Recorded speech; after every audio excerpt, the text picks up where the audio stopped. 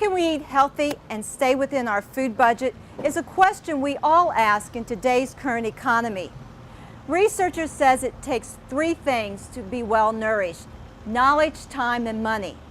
So when our money is limited, we need to use our knowledge and limited time to make sure that we can reduce our food costs without sacrificing our nutrition, not only in the grocery store, but in our kitchens as well.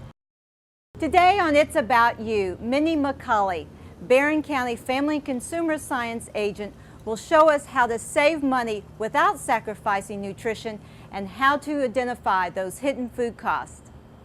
Mindy, what are the first steps that we need to take to manage our dollars to make sure we get the healthiest return? Well, before we ever get to the grocery store, we need to have a plan, and so we need to look into our pantries and our refrigerators and see what we need, and then we can go from there. We can make lists and that sort of thing, and feel better about the fact that we have prepared what we need. We've gotten what we need before we ever get to the grocery store. We can look at our sale flyers and see what's on sale this week, or you know, we might look at the coupons and go through those along with the sale ads, because lots of times stores will have an item on a sale, and you can have a coupon for it, and so you can get it for pennies what you would normally pay. So you can really save some money in that way. You have to be careful though. You know, we like coupons, but we need to make sure that we use them for items that we're actually going to consume, because if it's going to go to waste, then it wasn't a savings. When we're in the store, what are some good buys that we know that we're really going to be a great health return for our family? Well, we want to first of all make sure that we get items that are in season. They're going to be at their peak, you know, as far as nutritional value then. And then we also want to make sure that we get a good value for our dollar. So if we can buy our items in bulk, such as these dried beans, that's a wonderful opportunity to save some money. And you can see, of course, at $1.29 we can get a lot of beans for a little bit of money.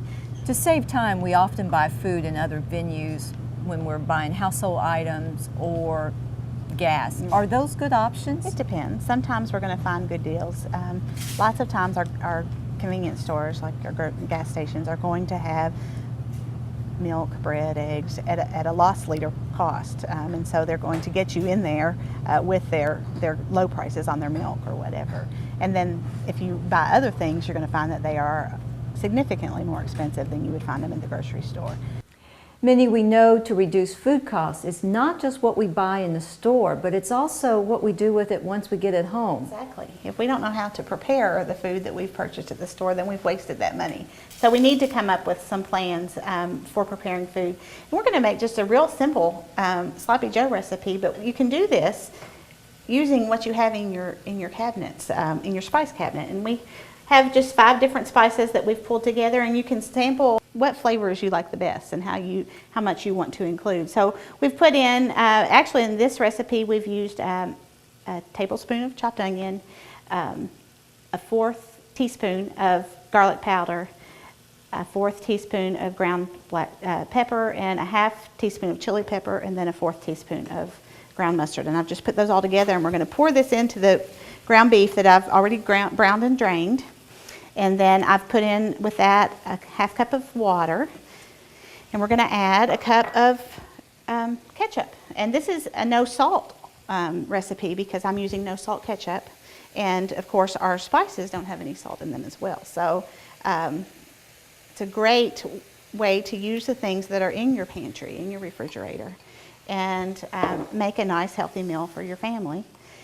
And it's relatively low cost, especially if you focus on your portion sizes. You know, this is enough to feed a family of 4. And so it's not a meal for one. And so that of course is going to help to reduce those costs as well. Because it's important to realize to eat healthy is not only eating good food, but also watching how much we eat of the food.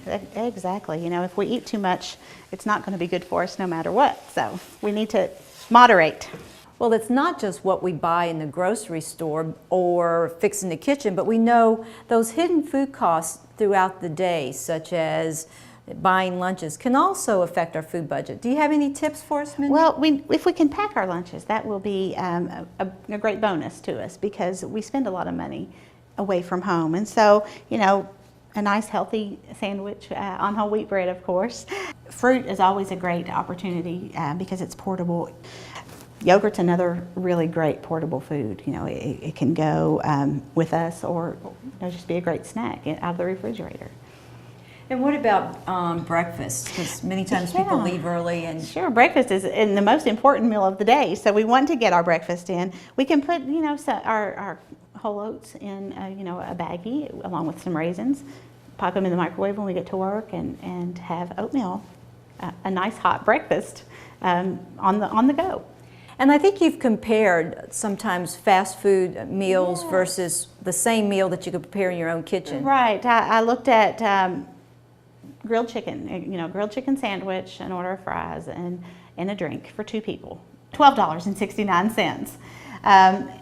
Whereas if you decided to grill the chicken at home and put it on a bun and have all the condiments and maybe throw a baked potato in the oven instead of having the French fries. So we're going to have a healthier food.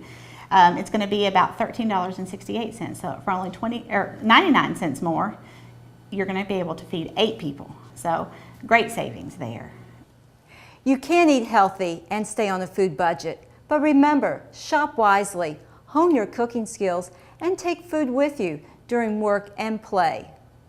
For more information on eating healthy on a budget, contact your local Cooperative Extension office.